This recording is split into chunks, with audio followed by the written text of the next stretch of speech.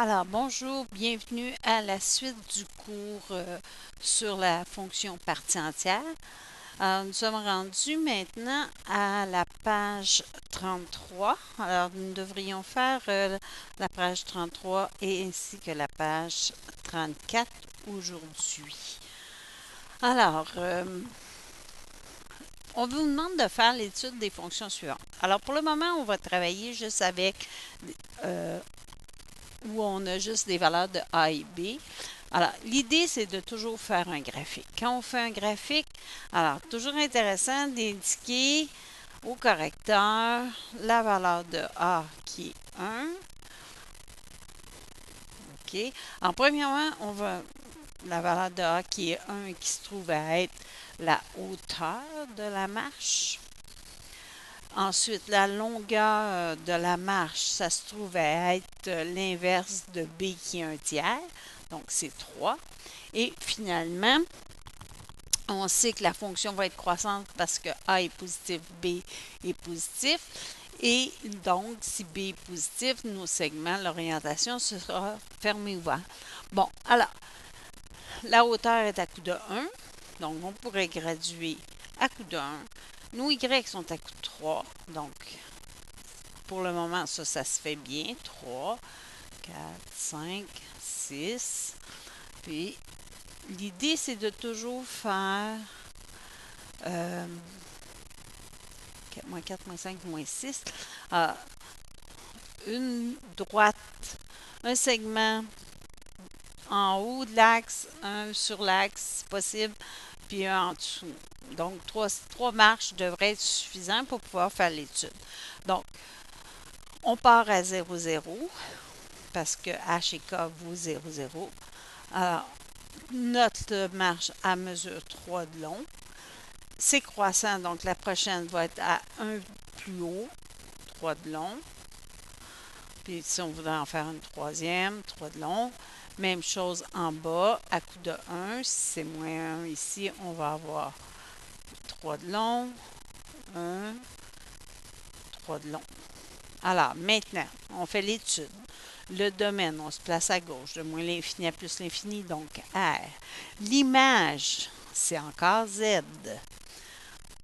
Parce que les Y sont pris juste aux entiers. La valeur initiale ou l'ordonnée à l'origine, ce sera 0. Le 0, maintenant, sur l'axe des X, nos zéros sont de 0 à 3 ouverts. Elle va être globalement croissante. Donc, quand on va vous demander la variation, c'est globalement croissant qu'on veut. Ensuite de ça, on va avoir les signes. Elle va être positive de 0 fermé à plus l'infini, donc R+. Là, la négative ici, il va falloir faire attention. Négative, c'est en bas et sur l'axe. Donc, ça va aller de moins l'infini jusqu'à 3 ouverts. Il n'y a aucun extrémum. Alors, si on regarde le deuxième exemple, on indique la valeur de, donc, elle va être moins croissante. On va avoir un intervalle ouvert, fermé, une marche ouverte. Je suis toujours en train de dire intervalle, mais c'est une marche ouverte, fermée parce que B est négatif. La hauteur en chaque marche sera de 1 tiers, la valeur de A, et la longueur sera de 3. Bon, alors là maintenant, ce qui est plus simple, ça serait tout simplement, on part à 0, 0 parce que H et K, c'est 0, 0. Alors, on verra plus tard ce qu'on fait quand H et K ne sera pas 0, 0. Alors, ça veut dire qu'on pourrait graduer nos X par rapport à la longueur qui est 3. Donc, ça, on peut le faire seulement parce que ça part à 0, 0. Puis ensuite, la hauteur est à 1 tiers. Donc 1 tiers, 2 tiers, 3 tiers, moins 1 tiers, moins 2 tiers, moins 3 tiers. Alors, on va encore là faire des marches. On part à 0, 0. On a dit qu'on s'en allait vers la gauche pour notre marche qui va être ouverte. Alors, il faut que ça soit croissant. Donc, la prochaine, elle va être en haut à droite. Fermée. En haut, 3 de long. Alors, on en fait un en dessous pour bien voir, une ou deux. A, domaine, encore R. Pour ce qui est de l'image, maintenant, c'est plus Z, là. C'est 1/3, 2/3, donc, là, on va faire des petits points, moins 2/3, moins 1/3, 0, 1/3, 2/3. Donc, on voit bien comment ça s'en va. La valeur initiale, donc, elle va être à 0.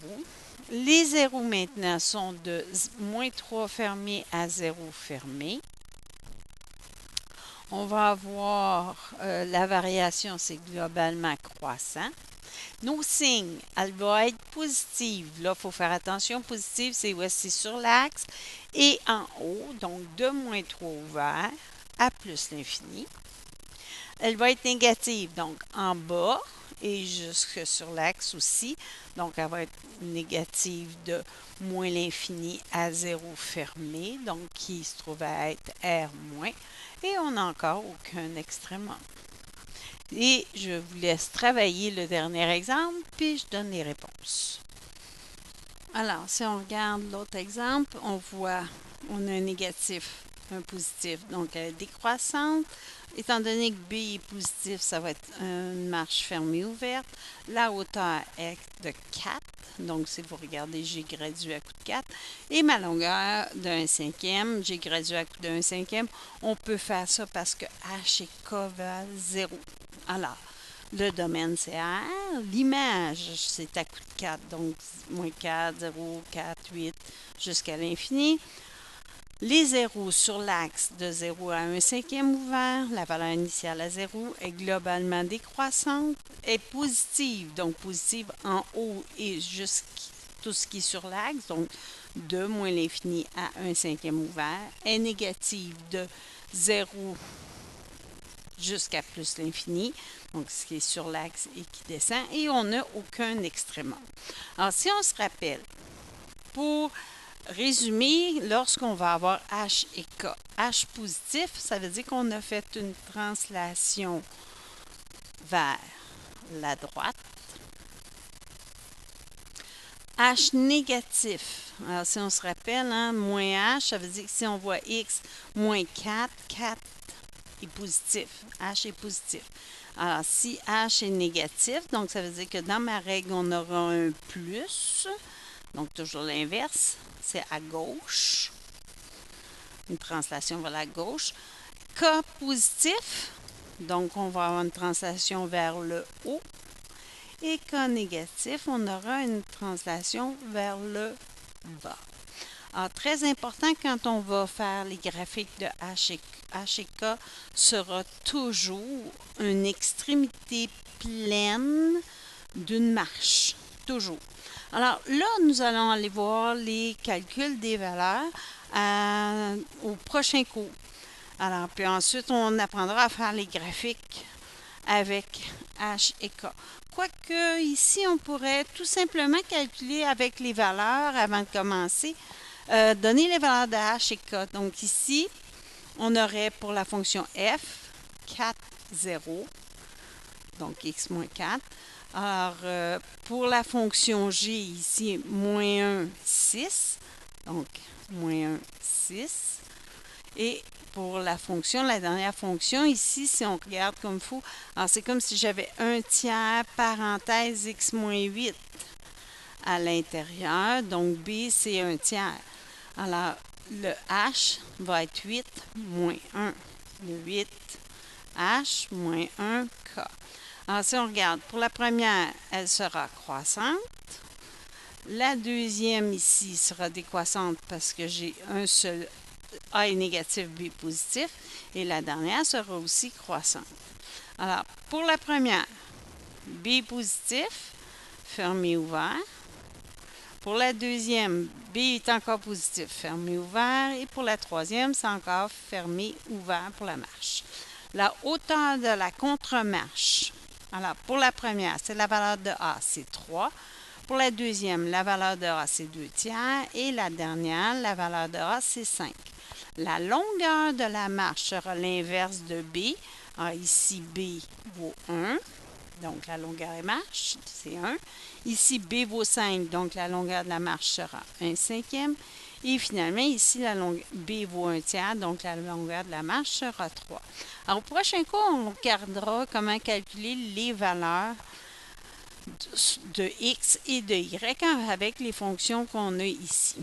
Merci.